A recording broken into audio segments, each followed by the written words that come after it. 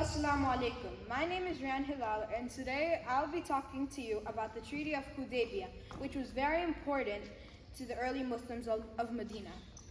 First, what is the Treaty of Hudaybiyyah? This is a treaty made by the people of the Quraysh tribe and the people of Prophet Muhammad sallallahu alaihi wasallam. When Prophet Muhammad was visiting the Kaaba to perform tawaf, the Quraysh appeared. Hoping the Quraysh would understand their peaceful intentions and let them inside of Mecca, they went on to go do tawaf. When the Quraysh declined their entering of Mecca, the Prophet decided to solve the conflict with a compromise, and then the Treaty of Hudaybiyyah formed. Here are some of the conditions of the treaty. Number one, the people of Prophet Muhammad actually had to return to Medina instead of visiting the Kaaba. Muhammad sallallahu alaihi wasallam and his people were told that next year they were going to perform tawaf. The Quraysh and Medina were going to live in peace, not attacking each other for 10 years, according to the treaty.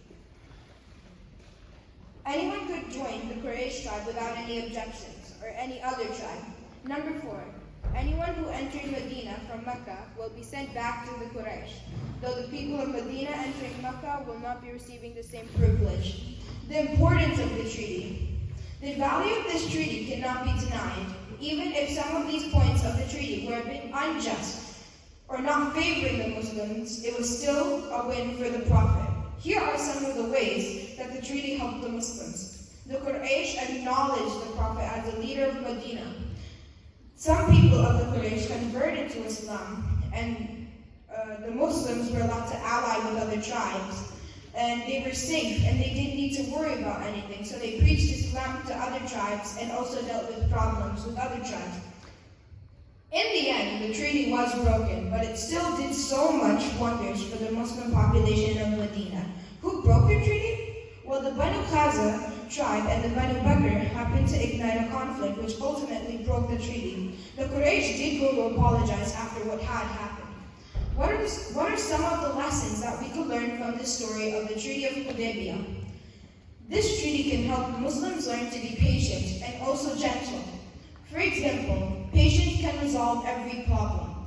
Being angry with someone or being rude to someone will only make the problem worse. If we can be patient, maybe compromise with the other person, or maybe even give in to the other person and agree, unless it's something wrong and it is right, because it can definitely make your life easier. Also, violence isn't the answer.